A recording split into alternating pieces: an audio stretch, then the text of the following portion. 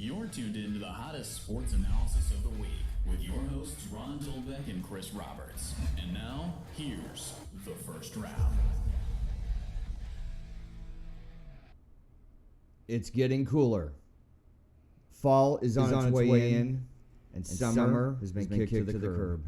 It's week 4 of college football. You're in the first round with Ron Dolbeck talking about everything in the world of sports here in our St. Jude studios. I have a big smile on my face because I'm just loving college football. Last week, we had this, what I thought was a fairly lame schedule, not a lot of fruit on the tree to pick out on Saturday. It turned out that some of the games were intriguing and good, but this week, there's a lineup that is to die for. I want to get it started with Utah and USC out in the Coliseum tonight. I think that's going to be a very intriguing game, and if USC doesn't show the fight-on spirit, I think this is going to be the death nail for Clay Helton. Some of the other big games we're going to be watching. Auburn goes on the road to Texas AnM. Here's the thing. They have a freshman quarterback, Bo Nix, that I'm not really impressed with. There's a statistic out there that with quarterbacks in college football with a minimum of 50 attempts to pass, it's a on-target rating. And there's 109 quarterbacks in college football that qualify for this statistic. Bo Nix is ranked 108th out of 109. I think that Aggies defense is going to be ready for him because they're ranked 18th in the country. That's another big game. Another big game on the board that I'm looking to see is UCF going on the road to Pitt. Pitt last week, I told you take Pitt in the points against Penn State, and they covered. But, you know, UCF this week is ranked 15th in the country. Somehow, they've won 25 regular season games in a row, and they're ranked 15th in the country. They have athletes all over the field. They have a dynamic quarterback who's a freshman, and they're only ranked 15th. I don't know how they're not in the top 10. Much bigger games to watch for is Michigan going on the road at Camp Randall to Wisconsin. Jim Harbaugh has to win this game. They absolutely have to show up. They've got to win this game. Whether they can or not, I don't know. I'm going to be giving my predictions. Last week, 9-1 against the spread. So we're making you some money. You got to be happy about that. Also, it's going to be a good chance to see my Heisman front runner right now, Jonathan Taylor, running back from Wisconsin. We're going to get into all these games much more in depth. Notre Dame goes on the road to Georgia. I love this as my teaser pick of the week because I'm taking Notre Dame plus the 21.5 right now on the road. I think Georgia's going to win the game. That's another one to look forward to. It's on prime time on CBS. And the ABC primetime game at 7:30, Oklahoma State goes on the road to Texas. And my favorite quarterback from Texas, Sam Ehlinger, I love this kid. This kid is a flat stud. You know, I know that Baker Mayfield in the offseason was saying, I hate him, and he better know and understand that I hate him, and he can hate me all he wants. And I mean, when you look at the stats and what Sam Ehlinger does for that offense, Tom Herman has like a lightning in a bottle kid. I mean, this kid is like incredible touchdown to interception ratio, good leader, dual threat, doesn't make stupid mistakes. I'm loving Texas at home this week. We'll get into that one also. Tennessee at Florida in my neck of the woods. My alma mater, the Florida Gators. And believe it or not, for not being such a great game as far as competition with Tennessee, one, I think this is going to be a close game. I think Jeremy Pruitt's going to have Tennessee ready, even though they've looked terrible against BYU and Georgia Southern at both games at home that they've lost somehow. I think that Jeremy Pruitt's going to have Tennessee all but ready for Florida. And for Florida, you know, Felipe Franks is out, and we're really sorry that he's injured and hope he has a great recovery, which means Kyle Trask is going to be the starting quarterback. For me, that means that the offense, last week when Felipe went down against Kentucky, the Gators went on a 19-0 run after Felipe went out.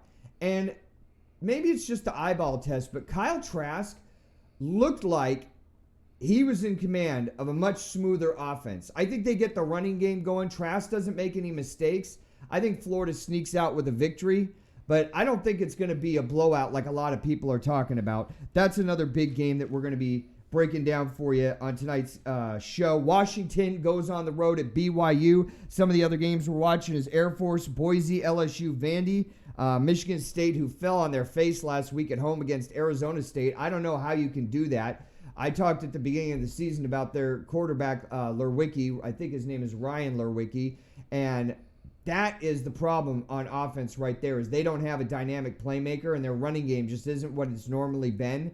So Mike D'Antoni has a lot of work to do to shore that up. And I think Northwestern, you're getting a team that plays tough every single week. Pat Fitzgerald's been the coach there since I was a fetus, it seems like, since he played in the Rose Bowl for Northwestern. I think that's a off-the-map game to watch, but I'm interested in it. Another one that I'm interested in is South Carolina at Missouri, not because they're both great teams, but they're equally matched teams. My co-host, Chris Roberts, and I are going to be talking about some of the most interesting names to come out of football in the past 10 years. We're going to have a little contest with that, and some of the names we've come up with have been amazing. And then we're going to cover other interesting things going on in the world of sports, but it's a good time to bring in my co-host, Chris Roberts. How you doing, buddy? I'm doing well tonight. How you doing, Ron? I'm doing great. I'm looking forward to all the big matchups. What are a couple of the matchups that you're really looking forward to as far as college football goes? As far as college football going, this week I'm actually looking forward to Florida and Tennessee. I'm really to see how Kyle Trask is going to actually play, against this Tennessee defense. Like you said, I think the game is going to be a close game. I think Tennessee will be ready for Florida, but I also think Florida offense is also going to be ready for Tennessee's defense. I think that this has got to be a point, and it almost sounds like, we're waiting for a miracle, but it's a point where what Dan Mullen has done in the past couple years of being at Florida has to start coming through. Like, we've got to see the secondary stand up. We've got to see better tackling. We've got to see less mistakes. I mean, last week, Florida goes on the road. Kentucky has a backup quarterback, and they just seem to be going up and down the field anytime they wanted to. And that's not what we've come to know or expect or demand out of a Florida defense. And you're right about that, Rod. I believe that this Florida defense is living on the hype of last year, where you had some of the best secondary coverage in the nation. Mm-hmm. So the fact that they have that coverage, they have that reputation of having great covered defense, and playing the game, and that defense is not there. It's kind of surprising to everybody. It is surprising. I thought we would be farther along with Dan Mullen in his tenure here at Florida, but he's just not passing the eyeball test. And now we've seen Miami's not even a really great team. Right. And that game was just so disappointing in so many ways. It could have been a national spotlight for recruiting and to say, hey, look at our lockdown defense and our disciplined play. And none of it has been there yet, which has been disappointing. We're going to break down Tennessee going on the road to Florida a little bit later, but I want to get started with this game right here. Michigan goes on the road to Wisconsin. Wisconsin's ranked 13th in the country. Somehow Michigan is ranked 11th.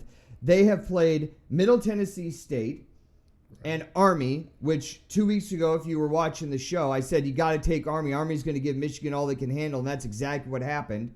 The Jim Harbaugh experiment, I'm ready to rip the cord on it, just because when you sign on to get paid that much money at a school that has that much prestige and a fan base that has that much expectation, and it hasn't happened yet. I mean, we can go back to last year. They finished the season getting blown out essentially by Florida, and then absolutely in their rivalry game on the road at Ohio State get taken to the woodshed and give up 63 points.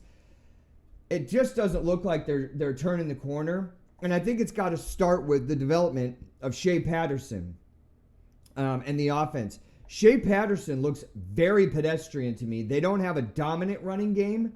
And if I'm a Michigan fan, I'm really concerned about this game tomorrow. Well, to be honest with you, that offense has changed. Michigan has gone through many offensive coordinators. I mean, you got to think. It started out with Pep Hamilton. So now you have Michigan actually trying to go to a spread offense, which is to put up points. And you see just about every powerhouse team now, even Alabama has gone to some type of spread concepts. So Michigan is trying to make that transition. So they're kind of struggling on offense right now, which makes Shane Patterson look pedestrian. I mean, Michigan has the weapons. They have the running backs. I mean, they have the talent. But to go from a traditional offense to a spread offense, you're going to see Michigan struggle. Yeah, it's a noon kickoff on Fox. Wisconsin's given 3.5 points. Right now, I'm laying the 3.5 points. If you want to tease it and get it plus 2.5 to Wisconsin, I wouldn't have a problem with that either. My confidence level out of 1 out of 10 on this game for Wisconsin's probably around 8. I mean, they're just a proven team. I like Paul Chris as the coach, and I know people can say, well, they played Central Michigan, they played South Florida, who both basically need a telescope to look up and find last place. I mean, it's not like those teams are lights out, quality competition. But in that time,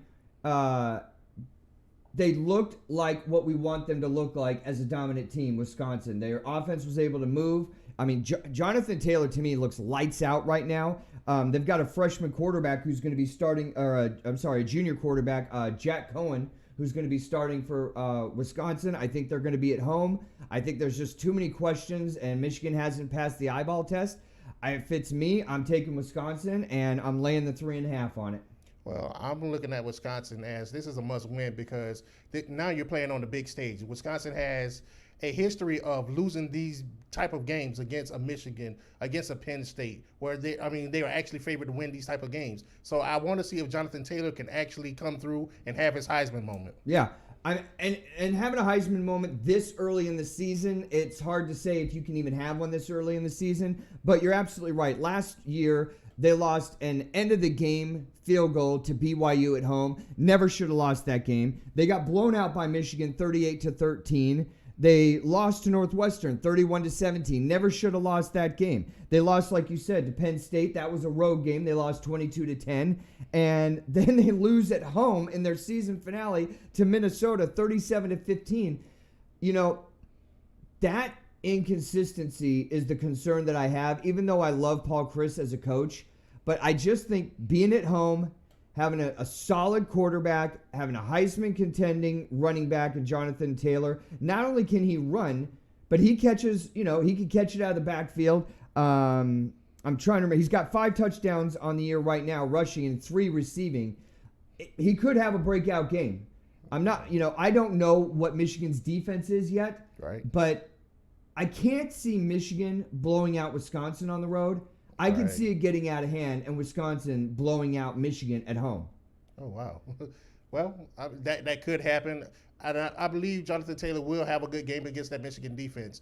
When you look at that Michigan defense against Army put up astronomical numbers rushing. So if you have a running back of Jonathan Taylor's caliber and Michigan's defense doesn't come to play, watch out, Michigan. He's going to have a big game. And one of the big questions I have is when you're talking about game breakers on the offensive side of the ball for Michigan is Tariq Black. Now, I know that Black and Peoples have had injuries, and this goes back to last season, but so far this year, he only has 7 receptions for 104 yards and 1 touchdown. And this is your number one go-to guy at wide receiver. So is this a play calling thing from Harbaugh, or is Shea Patterson just not what they thought he was going to be, and he just hasn't been able to move into the position as far as schematically the kind of quarterback that Jim Harbaugh wants to have?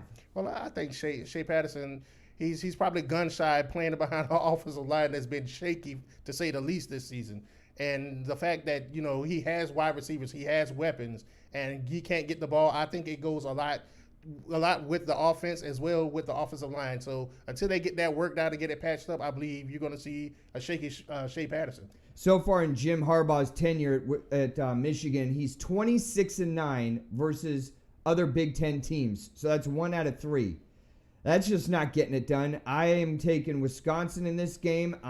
Have a high confidence level. I'm going to be interested to see how both teams play. But my call on this one is take Wisconsin, lay the 3.5. The next big game that's on the board for me is Notre Dame, ranked number 7 somehow. I think that's slightly overrated. Against Georgia, Notre Dame going on the road, 8 p.m. on CBS. What are you looking for in this game, Chris? I'm just looking to see if Notre Dame can walk out of the hedges still breathing. I mean, I believe this is going to be an onslaught. I believe Georgia has something to prove. I'm looking for Jake Fromm to to light up the stage. I'm looking for him to actually show that he's a first-round draft pick off of this game. I don't know about a first-round draft pick. He's got 600 yards so far this season, 5 touchdowns with no interceptions, and he has the confidence of the team. Many interviews have come out with Kirby Smart and the offensive coordinator at Georgia saying that he's definitely got the confidence of the team. I think he's a solid quarterback. When we're talking about offense for Georgia, we're talking about that offensive line. I think they average 325 pounds across the front there. And then you got to talk about DeAndre Swift, their running back, who can get to the corner. He can catch it out of the backfield. He's got speed, and he takes that pressure off of Jake Fromm with a young wide receiving core at Georgia. Yeah. But when I'm looking at what Georgia is, I'm looking at their defense. I'm looking at their defense to actually to crush this Notre Dame offense. Notre Dame, every year we have the same thing with Notre Dame. Notre Dame plays a lackluster team. They play a team that has just as many athletes as they do, if not better. They never come to play. So I'm actually looking to see what Brian Kelly is going to do in this game. Brian Kelly, 18-18 against ranked opponents. Okay? So they beat up on the directional schools, the Navies and the Boston colleges and the middle of the road schools. But then just like last year, we talked about it, they get into the playoff with an undefeated record because, I mean, basically, who did you beat last year? And then they end up getting waxed by Clemson. And you can say, well, Clemson waxed Alabama, but that's a freak thing. That's an outliner, I think. That's the exception to the rule. Notre Dame has a history of going up against good talent and getting blown out. This isn't a new thing. Notre Dame has got to hang their helmet on their quarterback, Ian Book. He's a senior. He's got over 550 yards in their first 3 games, 6 touchdowns, no interceptions. He's solid. He's also a dual threat quarterback. He can pick it up and run. But I think, like you said, it's going to come down to Georgia's defense. Right. Georgia's defense, I think Kirby Smart, being a defensive-orientated guy, I think they're going to gear up and make Ian Book beat you with the pass. Yeah, they're definitely going to do that. I definitely don't see him running. I mean, if he does, I mean, he's going to meet one of those ferocious Georgia linebackers that's going to be sitting there spying him. So I really don't think he's going to have a big game running. He's going to have to beat Georgia with the pass. And I still think that, Jake Fromm is going to have a big game. I think Swift is going to have a big game. And watch out, you may even see James Cook come in the game and also have a good game. I mean, he's averaging 8 yards a carry. And, this guy is phenomenal. So Georgia has a stable of backs and a good quarterback and a young wide receiving core. Watch out. I don't think it's going to be close. Georgia's given 14.5 points. For me, that's too much. This is one of my teaser specials of the week. I'd take the teaser on the 6 points. Take Notre Dame plus 20.5 on the road. This is going to be a big game. Obviously, it's a sellout in Georgia. Georgia actually brought in 500 extra bleacher seats to put in the end of the end zone just for this game, which means that the crowd is going to be going crazy for a primetime game on national TV. And here's the thing. Brian Kelly's 3-7 against top 10 teams. Right. 3-7. And you're going on the road to Georgia, a well-balanced team, a great offensive line, a quarterback who's in command, a great coach, and a defense that's looking to prove something. Right. So I take the 20.5, or you could tease it down the other way and give 8.5 with Georgia. I think they'll cover that way. But I'm just looking forward to this game. I mean, when we talked about the schedule for last week, I mean, it was like throwing mud against a wall. There really wasn't a lot of great games. This is one of them. I'm sure we're going to be sitting in front of the 75-inch, soaking it in tomorrow night. That's an 8 o'clock kick on CBS Primetime, and I'm very much looking forward to it. The ABC Primetime game. Oklahoma State goes on the road to Texas. Okay. Who's okay? Whose offense is not going to score a touchdown? Is it really? That's what it boils down to. I mean, the over on the total points scored has got to be around 100 on this one. You sure he's going to stop at 100? I mean, it's like a pinball machine. He's going to keep running up the score. Here's the thing. So we talked about the not so flattering comments that Baker Mayfield. I mean, look, I'm not even going to get into it, what I think of Baker Mayfield right now. I think he's a talented young guy, but maturity-wise, you got to be above stuff like this, saying that you hate another player, or a human being for that matter, even though I have talked about Willie Taggart that way. But that's another issue because FSU is on moratorium from the show right now. Sam Ehlinger, 11 touchdowns this year and no interceptions. I mean, that's just like lights. I am just so in love with Sam Ehlinger right now. It's not even funny. He's got to be in the top 4 or 5 and for the Heisman talk. And this year, it's just really cool because you could put Tua up there. Right. You could put Sam Ehlinger up there. Right. You could put Jalen Hurts up there. You could put Jonathan Taylor up there. Right. I don't know that you put Trevor Lawrence up there right now, but as far as Texas goes and their offense, I'm loving the fact that this kid is in Austin for them.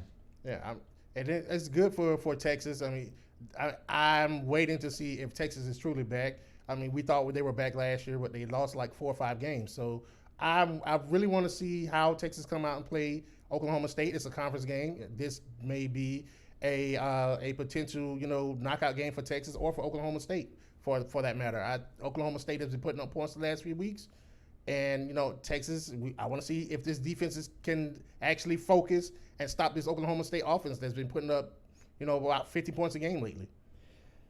Yeah, I think Texas is back. And if they're not, they're right on the cusp of being back. And obviously, Sam Ehlinger is one of the big reasons. He's got, in his career at Texas so far, he's got 47 touchdowns and only 12 interceptions with 19 rushing touchdowns on top of that. I mean, I can't even tell you how much I love this kid.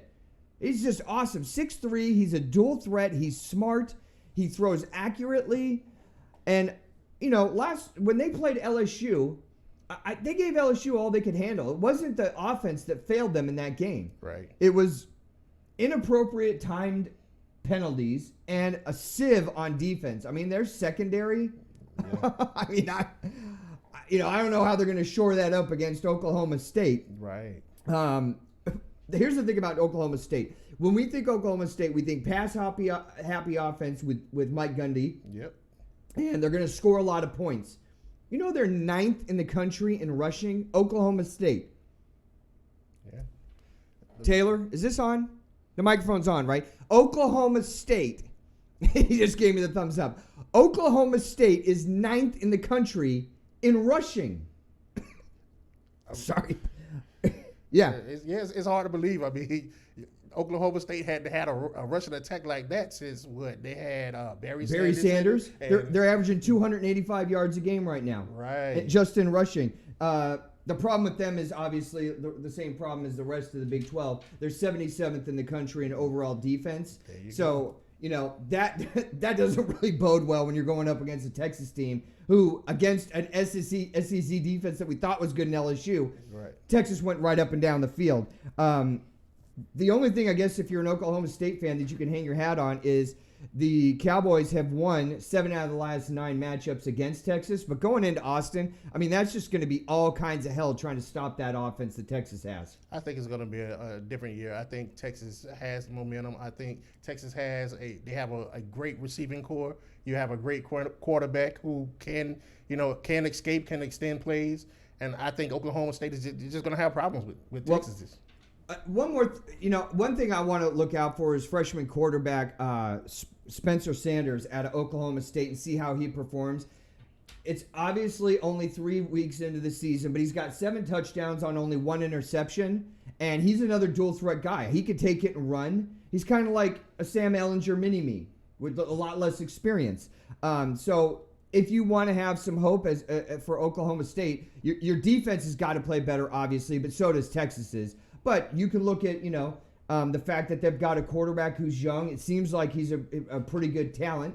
Not a lot of sample size as far as what we can see from him so far. But that's one thing that I want to watch is how well he plays against the Texas defense. And here's the other thing. I love Mike Gundy as a coach, but he's 9-24 against top 15 teams. Yeah.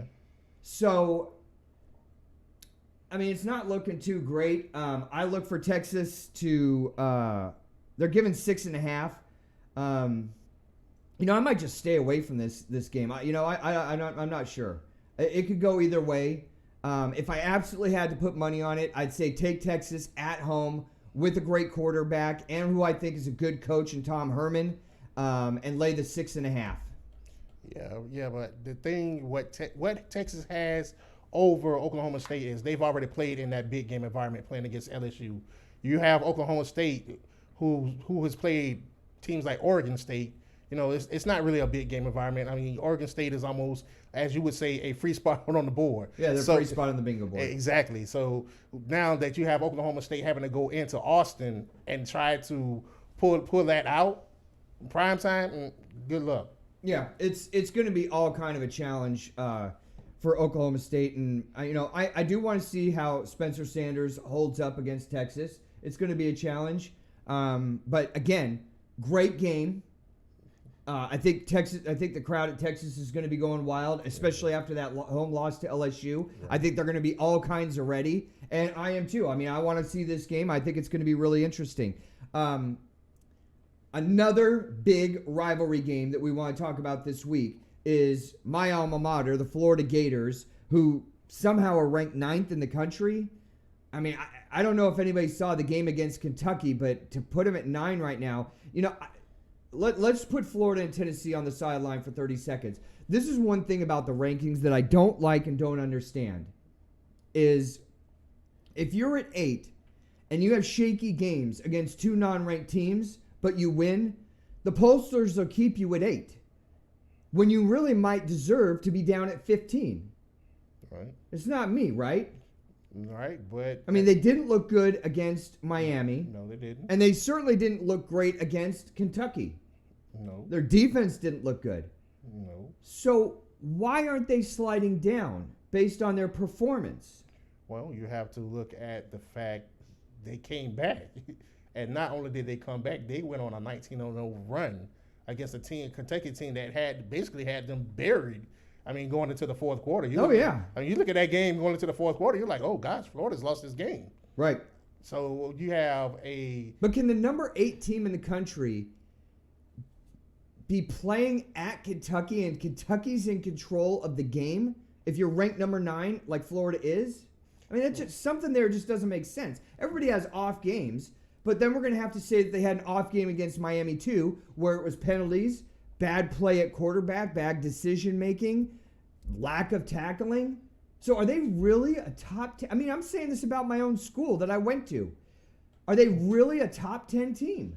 Well, Ron, I mean, you can actually go back and look at the history of college football. I mean, you've had teams that had razor-thin margins and stayed in the top 5, winning game after game after game. Okay, but does that make it right? It doesn't necessarily make it right, but looking at the history of college football, you have to win and you in. That's all you're worried about now. So let's get into the game. Florida's playing at home. It's a noon kickoff for some reason. I know this is a TV thing, but first of all, it's September and you're in Florida, and you got a noon kickoff. I mean, you know how all kinds of hot it's going to be at the stadium. Yes, sir. Oh my gosh! I mean, I don't know. I guess I was hoping that this would be the 3:30 game, but because of Auburn and Texas A&M getting the CBS primetime spot, that they had to move Florida to the 12 o'clock. They could have even done a 7 o'clock game, and I would have been, okay with that. But Florida's going to play at home. It looks like Tennessee is just a hot mess in 6 different ways. Jeremy Pruitt's got to have a mountain of pressure on him right now because you lose at home to a directional school. BYU comes in there and gives you all they can handle and beats you in your own crib. And now you're coming on the road to Florida, who's a top 10 ranked team. They're giving up 14 points at home. This is another teaser special screaming at me. I'm loving Tennessee right now, plus 20.5 points, because I think they're going to give Florida all they can handle. And living down here in the South, all the chatter is about Trask is in, Felipe's out, the offense is going to be solid and better and more cohesive, and Florida's going to blow them out. I don't see it happening. I mean, I might be crazy and need to take my smart pills tomorrow morning, but I think Tennessee's going to give Florida all they can handle. I mean, it's a rivalry game, and quite naturally, rivalry games, everybody plays up beyond their potential.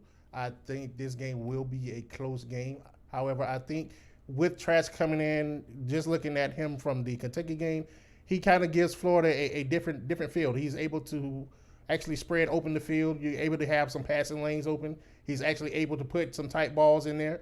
I think Jeremy Pruitt, he's going to look at that tape. He's a defensive mind, actually a great defensive coach, a great defensive backs coach at that. So that secondary, will be ready. The secondary, I don't even think has to be ready for Florida because Tennessee's passing offense is 85th in the country. And mainly, you could say, well, it's quarterback Jared Guarantano's fault.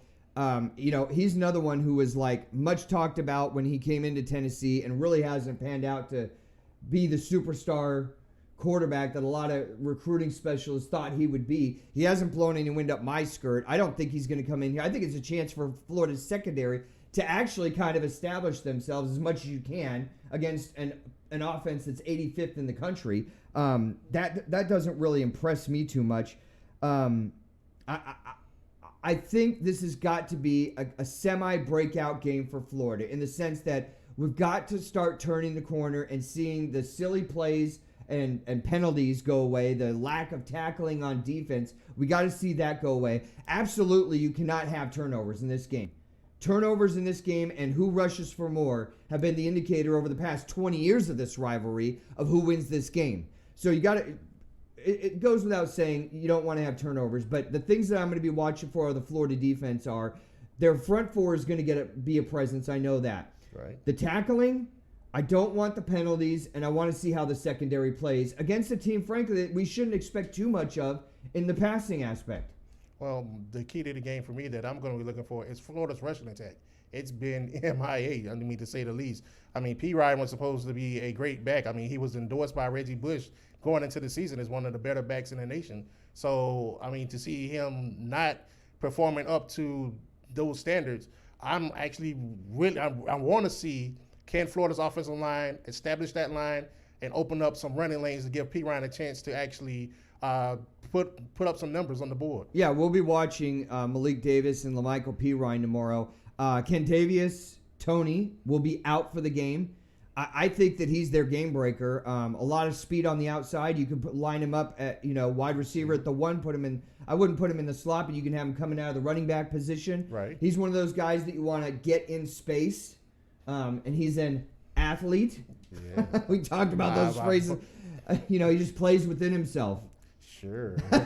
He takes what the defense gives him. Takes what the defense gives him. He's a good locker room presence, too. Yeah, sure is. Not one of these kids that gets in a lot of trouble at college. But, yeah, so he's their game breaker. He's going to be out for the game. I have a lot of confidence in Trask. I like what I saw against a defense that pretty much shut Florida down in Kentucky last week. And then he came in, and it just seemed to didn't it just seem to go smoother? It did. I was actually surprised. Yeah, it was just night and day. It really was.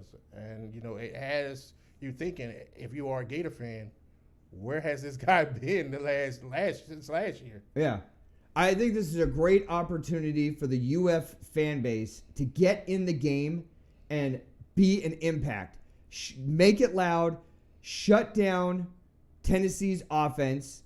I think crowd participation, believe it or not, is going to be a big part of this game. And then it's just about, not making mistakes and playing solid on defense and letting Trask do what it seems like he naturally did last week. But I think this game is going to be closer than most people think. I don't think it's just going to be a rollover. A lot of people are looking at how bad Tennessee has played, and I don't even have a word to describe how bad they've looked in home games, which is against what we thought was inferior talent, inferior competition.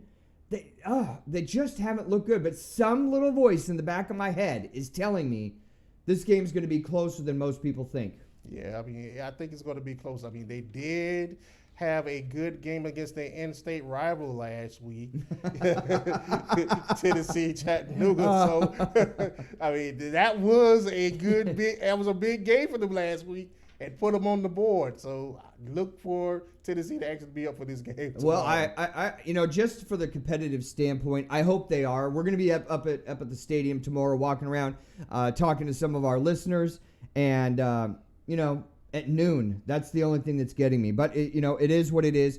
Utah, a team like UCF, who no one's talking about, goes on the road to USC and embattled Coach Clay Helton, who is another one in my category of committed to mediocrity. USC has got to win this game. Utah comes in ranked 10th in the country. USC lost their number one quarterback in the first week of the season. Now they've got Caden Slovis as quarterback, say that 10 times fast, who didn't look so good last week at BYU. BYU might be for real, but that's a separate issue. This is a must-win game for Clay Helton and USC, don't you think? I think it is. They did stop Lane Kiffin from getting on the plane. They may stop him from even walking out of the stadium. So for Utah, I think Utah is the better team. I think Utah actually pulls this game out, and I don't know what to say about USC. I mean, they have the talent. They recruit well. So Clay Helton doesn't really have an excuse. Yeah, it's got to start with the head coach right there. The thing that I think of, which you normally don't when you talk about Utah, first of all, Kyle Whittingham, the head coach there. I just love that game. He's 122 and 61 overall, but the stat that I really love about Utah under Whittingham is he's 11-2 in bowl games. That means in big games against good competition, he knows how to get his team ready. Here's the stat that not a lot of people, I don't think, know about Utah is their defense is flat nasty. Their overall defense right now is ranked 8th in the country. I mean, This is no joke. These guys come to play, and they'll put you straight up on lockdown, and now you got a great coach with a lockdown defense going up against a team that's in turmoil, under pressure that has to win, and a quarterback who's only played 2 games. Yes, this is like McDonald's, man. It's like, I'm loving it. If I'm Utah, I'm loving this game. And they're only laying 4 points. I mean, somebody knows something I don't know, Chris. They must know something. The football gods must be speaking down to someone. But I think Utah is a much more physical team. I think they're going to actually push USC around the field. I don't see USC, having a game. I mean, unless they have some type of a come to Jesus moment here because of this loss. I mean, because that loss was devastating last week. You lose to BYU. Yeah. I mean, and it wasn't too many interceptions. Exactly. Not playing with passion. Exactly. Not playing with focus, purpose. And here's another thing. It's just the opposite with Utah. I think they're averaging 232 yards passing and 222 yards rushing per game. They're super balanced. And here's another stat that people don't know about Utah. They haven't given up a sack this year. We're only 3 games into it, but they haven't even given up a sack. You know what that tells me? They're disciplined. Right. It starts at the top. They've got a great coach with a winning record. He's awesome when it comes to the big games, 11-2, like we said. But it does start at the top, and they're super disciplined. And then you add talent to that. And this is what USC is facing. I mean, I don't even care that it's a home game. 4 points. I must be going out of my mind. I went 9-1 against the spread last week, and there was 4 or 5 games that I thought I was going out of my mind. This has got to be one of them for this week. I'm taking Utah, and I'm laying the 4 all day long. I bet right now no one would have ever thought Utah will be the cream of the crop in the Pac-12. Yeah, I mean, I thought they would be there with Washington, and then somehow Washington loses 2 weeks ago, a home game to Cal. Yeah. I don't know what happened with that, but I love Utah at USC, and I'm trying to figure out how is USC going to score. I mean, something freak's got to happen for them to be able to stay with. I mean, it just looks like a well-polished machine. That's what Utah is. They really are. I mean, you got to think of what they did to BYU, and BYU is they're not necessarily a slouch on offense, but I mean they shut BYU down literally. Yeah, I think this is what makes this week so great is games like this. We're 5 or 6 games into it, and we haven't even hit the bottom of the barrel yet because CBS 3:30 game tomorrow, Auburn goes on the road. This is going to be my 5-star Millennium pick. I am 4-0. No, I'm 3-0. I'm 3-0 on 5-star Millennium picks so far this season. 3-0. This one's my 5-star Millennium pick of the century. Auburn goes on the road to Texas AnM. I have so much to talk about this game. We could start with Auburn and Gus Malzahn and the speed-up offense, but they've got a quarterback, Bo Nix. And we threw out a stat about his accuracy at the beginning of the game. But so far, anything great you want to say about them, I'm going to say that they played Oregon, and he didn't really look super outstanding, and they led 9 seconds of the game and pulled it out at the end. They beat Kent State, and then they played Tulane. So their sample size offensively and what Bo Nix has done, it's really not blowing any wind up my skirt. And they're going up against an Aggie defense that is 18th in the country. And Kyle Field is going to be going crazy. Oh, boy. They just don't know. Jimbo has something up his sleeve. He's got a true freshman quarterback coming into Kyle Field. You have the 18th ranked defense. Jimbo he's going to have, he has his defense licking his chops. The thing that concerns me about Texas A&M is their quarterback, Kellen Mond, 6'3" quarterback in his junior year. They're 37th in overall offense, but this isn't his first go-around. It's not like it's his first year, and he just doesn't seem to get it. That's the sense that I get. He's just not passing the eyeball test with me. I think that it's going to be a close game, but I think Kyle Field, I think Jimbo Fisher being a great coach, I think their lockdown defense, and unfortunately, I'm looking at Bo Nix right now at Auburn as a liability and not an asset. I think Texas A&M gets it done. They're laying 3.5 points. I'm laying the 3.5 all day long. Yeah, I think if Bo Nix is able to use his legs to extend some plays, I think that will actually work in their favor. I mean, as we know, Auburn's offense is dictated on speed, is dictated on tempo. So if he's able to get his legs out, extend plays, and get the offense running, I think that will it will lead to a closer game. Texas A&M's only given up 83 yards rushing per game this season, which again, we're at the beginning of the season. It's only a small sample size, but here's another thing: they're tied for third in the nation, which in interceptions. They've got 5. Their secondary has 5 interceptions already. So I think Jimbo Fisher is going to have them ready. The next game we wanted to talk about was UFC going on the road to Pitt. I am all in on UCF. UCF. Josh Heupel, South Florida. I love what they're doing. They've won 25 games in the regular season in a row. I don't care if you're playing Taco Tech. You win 25 games, regular season games in a row. We're not talking about the blowout 2 years ago against Auburn in the bowl game. Yeah. 25 regular season games. That's insane. It really is. And I think UCF will be known as a team that is the giant killer. Nobody wants to play them, but they're willing to play anybody. I really do think that their offense is very explosive. I think it's one of the best offenses in the nation. I'm looking for them to actually pick Pitt apart and actually blow that game open in the second half. Yeah, I think you're absolutely right. And when we're talking about UCF, Brandon Wimbush came in from Notre Dame, and we thought, well, this is just going to be the next guy up. But he ends up not even being the starting quarterback there. Last week, they put in Dylan Gabriel, who's a freshman. He only went for 347 yards. He's got 9 touchdowns and no interceptions. So you want to talk about next man up. That's what you're getting with UCF. Exactly. And not only that, but UCF has athletes that's all over the field. Offense, defense, secondary, linebackers. I mean, you name it. They have athletes there. I've been talking about UCF this all 3 or 4 weeks in our even before the season started, that I was really high on them. They're third in the country in offense. Here's what a lot of people don't know. They're 13th in the country in overall defense. And I'm really not listening to all the naysayers out there that are saying, well, look at their schedule. They don't play anybody. You're 13th in defense? He just put up 347 yards against David Shaw's Stanford Cardinal, who is always known for having a solid team. 347 yards in passing. I mean, that's crazy. Their defense has only allowed 41 points in 3 games. Exactly. That's one of the key stats they look at.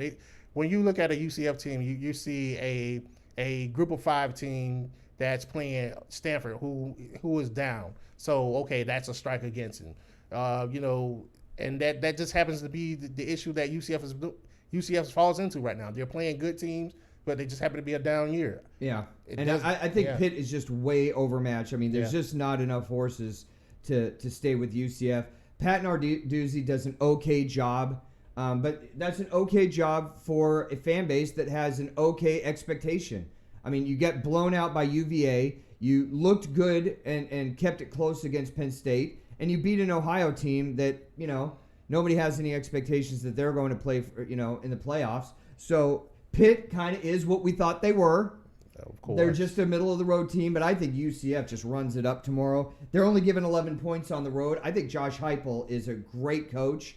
I just look for them to run away with it. The last big game that we wanted to talk about, Washington goes on the road to BYU. Zach Wilson seems to be having some minor celebrity status as the quarterback for BYU. He seems very pedestrian to me. He's got 2 touchdowns and 2 interceptions so far this season. Believe it or not, I think the real story with BYU is Kalani Sitake, their 4th-year head coach. Right. I mean, I think he's actually the story of BYU. Yeah, he really is. I mean, you just go back and you look at some of those 4th down conversions he called. I mean, this guy, he's a coach who coaches his team to be physical, and he coaches them to be disciplined. And that's been the key to BYU. I mean, they are a blue-collar team. Right, and they don't quit. They play with heart. We saw that when they went on the road to Tennessee. They gave Tennessee all they can handle. I still like Chris Peterson. I mean, I think Chris Peterson is one of the most underrated coaches in college football. He's got an overall record of 141 and 34. And then you got to talk about the transfer quarterback up there, 6'6" quarterback Jacob Eason. They always have a solid defense. I think Washington gets it done at BYU. And BYU might keep it close, but it should be a game unless Washington lays an egg like they did at home against Cal, where Washington should just pull away in the second quarter. I mean, it should be that way, but I think BYU is going to actually give Easton a little bit of trouble. I think that defensive line going against that Washington offensive line is going to cause him to rush some passes.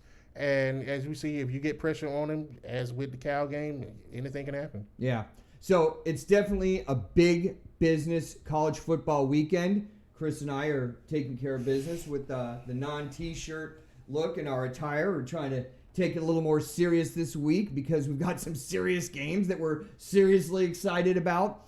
And we're hoping that you're seriously enjoying the show every single week. A lot goes into our production, our studio design. We want to be factual. And if you're liking the content, go ahead and give us a subscribe. Hit the subscribe button, smash that thing down, give us a like, and tell some of your friends about it. We're trying to blow up the show, not necessarily for ourselves, but we want to raise awareness for St. Jude, who we sponsor every single week here in the St. Jude studios. They do a lot of great work for families. You can go to my website, rondalbeck.com. In the top left-hand corner, or the top right-hand corner as you're looking at it, there's a link there you can click on to learn more about St. Jude, see some videos on some of the great stories and things that they're doing for families up there. And you can donate to them. $3 to $5 doesn't mean a lot when you really think about it in your week. It could be a couple cups of coffee. And I know we've all heard that analogy. But when you watch the videos and actually see the faces of the families that they're helping out, it's got to pull on you in some kind of a human level. And it did with Chris and I when we partnered with them before the season, college football season started. We love St. Jude. We want to help raise awareness for them and all the great work that they're doing. Go to their website, check them out, and help us grow the show. Hit the subscribe button, the like button. You can also get a hold of us through email. It's thefirstraundrd@gmail.com. If you've got comments or questions, or you want to be a part of the show and ask Chris and I something, we'll read your emails out, give you a shout out, and that's the best way you could be a part of the show.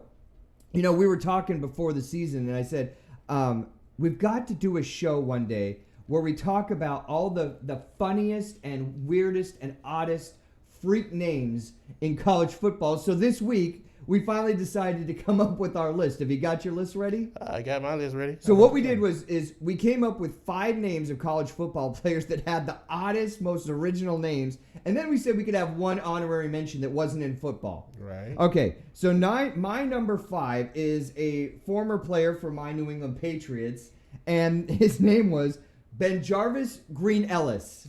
The law firm. The law firm of Benjarvis Green Ellis. That's my number 5. What you got? My number 5 is Samoa. Samoa.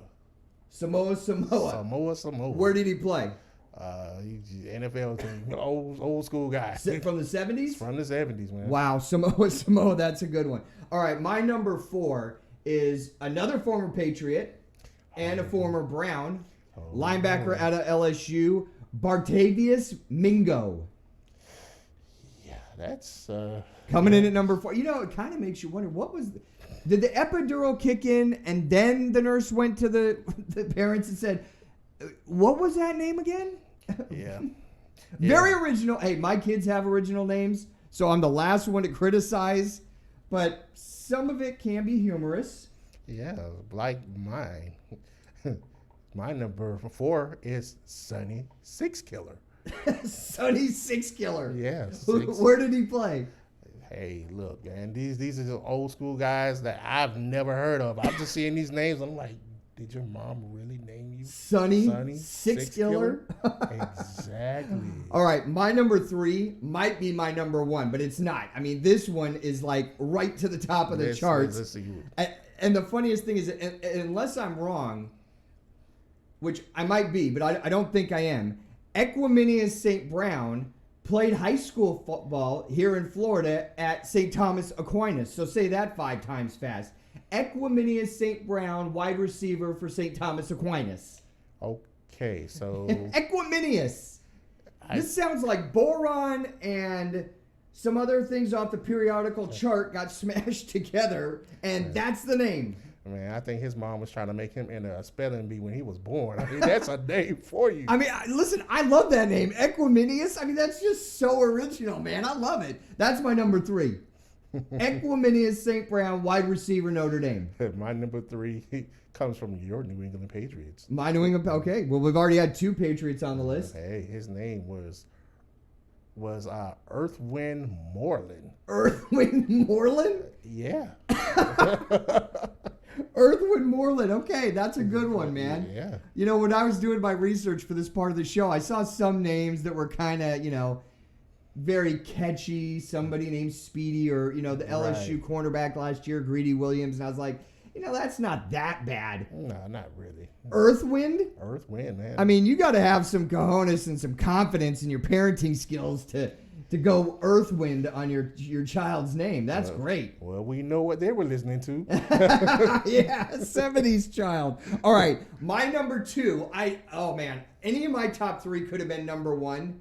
I don't remember if you remember 1994, Arizona State played in the Rose Bowl against Ohio State, and I heard the name from Brent Musburger for a cornerback that played for Arizona State, Fright Night Friedman.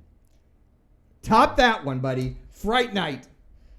Wait a minute. So his mom, named him after a movie. Fright Night. Fright Night. Fright Night Friedman. Now, there has to be a little disclosure because his real first name might, but we can't prove it 100%, be Mitchell.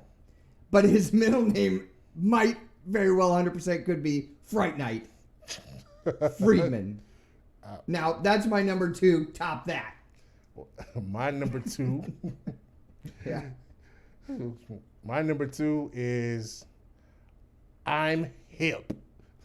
I'm Hip. I'm Hip. That's your number 2? That's my number 2. All right, we're leaving it right there. That's mildly anticlimactic and disappointing, and we're leaving it right there. We're just leaving it right there at number 2. My number 1 all-time most creative original name in football has to be DeBrickashaw Ferguson, offensive lineman, New York Jets. DeBrickashaw. That's the first name. DeBrickashaw Ferguson. Awesome offensive lineman. 100 on the originality for the first name there. DeBrickashaw Ferguson.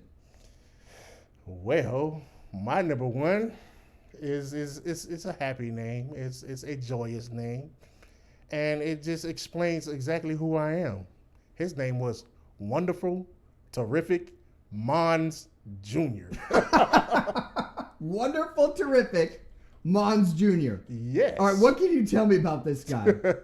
He's a 70s guy who played football and played in the NFL and the NBA, and he rocks a fro about as big as this room.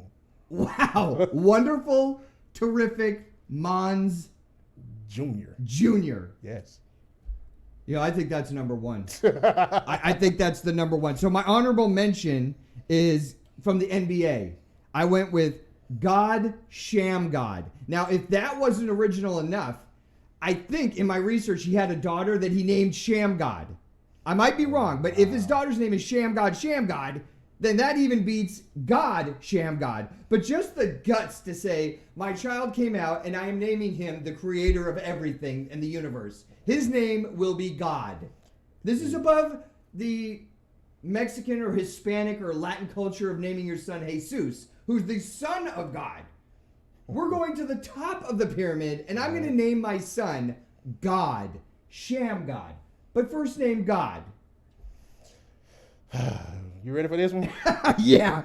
I think you might beat me, but I don't know. For my guy, his name was Chris Kicking Stallions Sims. One more time. Chris Kicking Stallions Sims. Where did he play? This guy was a college basketball player for. You say you messed me up. He was he played for a black college. The name skips my mind right now, but yeah, that name in itself explains it all. Okay, well, we covered a lot of names that are very original, and my kids all have original names. I think some of them don't necessarily appreciate my creativity now that they're getting older and in college, but what we need to do is next month we need to open it up to all sports because really? You and I found some other names out there. Oh, yeah. But just the college football names, I thought it would always be cool to put a book together of, and a little bio about each guy and some of the names that are out there. Yeah. But we came up with some original ones. Some of the other games, let's go through real quick and rapid fire in college football because we're getting you ready for all the big games on Saturday tomorrow. And then don't forget, tune in on YouTube, our YouTube channel, the First Round live Sunday morning. We're going to get a wrap-up on all the college football action. And we're also going to get you ready for all the big NFL games. And we looked at the schedule. Big NFL weekend. Yeah. I mean, we might have to go with another suit. Oh, really? I mean, I've got one in every color. I don't want to be rainbow bright up here, but I mean, we might have to go business professional. Hey, that's fine with me. Because this week, NFL and college, we're taking it serious with the scheduling. There's some great games out there. We'll get into that. Come check us out Sunday morning for our live show. All our shows are live, but you could go and after you subscribe, like I know you will, you can go back and check out our archive shows.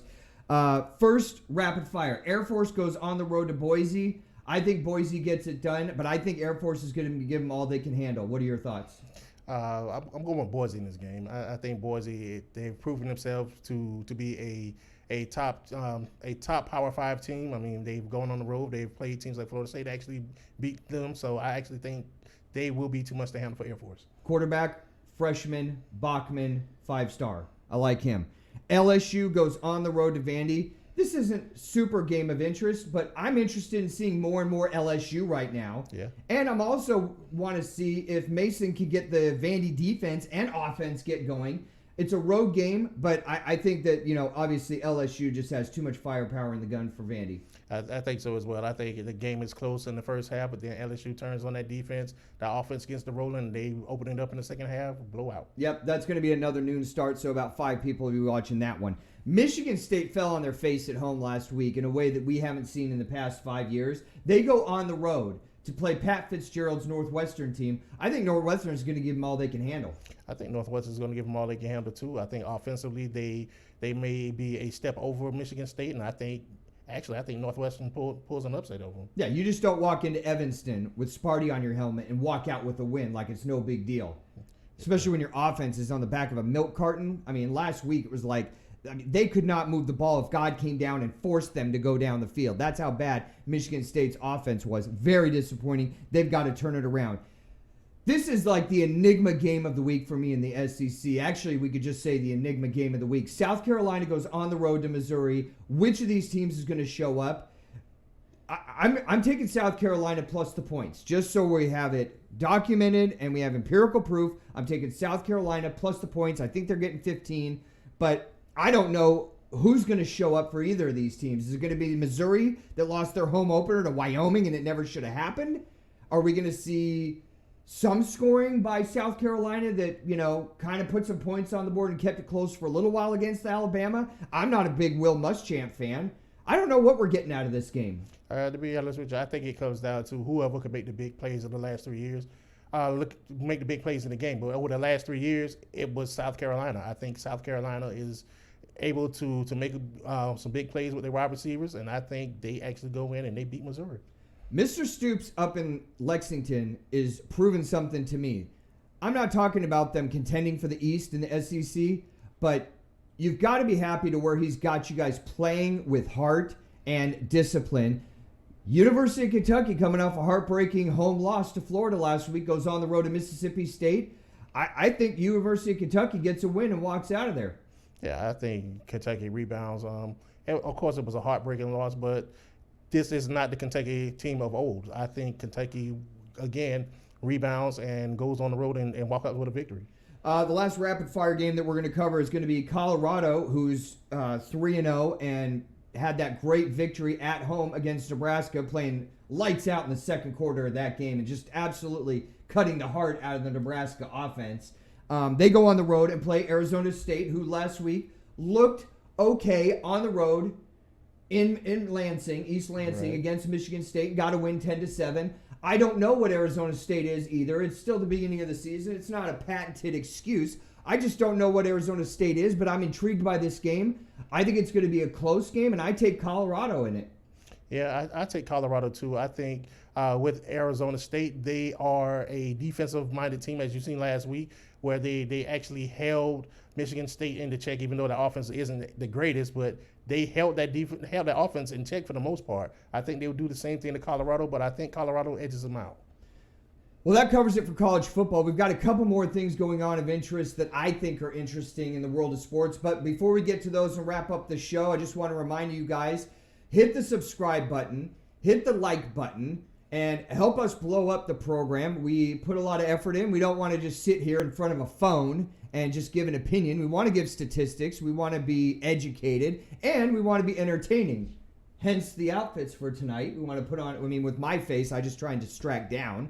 But if you like the content of the show, hit the like and subscribe button. And we try to do our best every single week to be entertaining and factual every single week. So there's other things going on in the world of sports right now. You wanted to cover some of those, and one of those was the Florida State. Now, I'm lifting the moratorium on talking about Florida State this week after their debacle last week on the road. But there's an interesting story about Florida State having to do with lemonade. Yes, as everyone knows, Florida State, they're going through a rough patch right now. They are way deep down in the valley, and we have a young lady who wants to lift Florida State up out of that valley by getting rid of Willie Taggart. So the young lady decides to go and open up a lemonade stand and sell lemonade for, I think it was $20 a glass, and she was successful. She raised almost $300, but hey, that $300 is going to be well used. Keep going, young lady. I love entrepreneurs.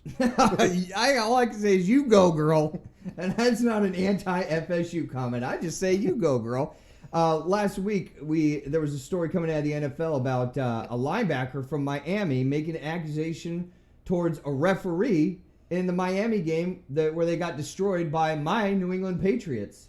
Yes, this was Raekwon McMillan, Miami linebacker, who blatantly came out and said that a referee told him that Tom Brady was off limits. I don't think that a referee would come out and say that, but just to have that accusation out there, the NFL definitely needs to look into it. They can look into it, and I'm sure they've got a ton of tape on it. I'm just wondering, if this is a lie, then why are you saying it? Because there's all kinds of proof that they can go back and see if you had a conversation with the ref.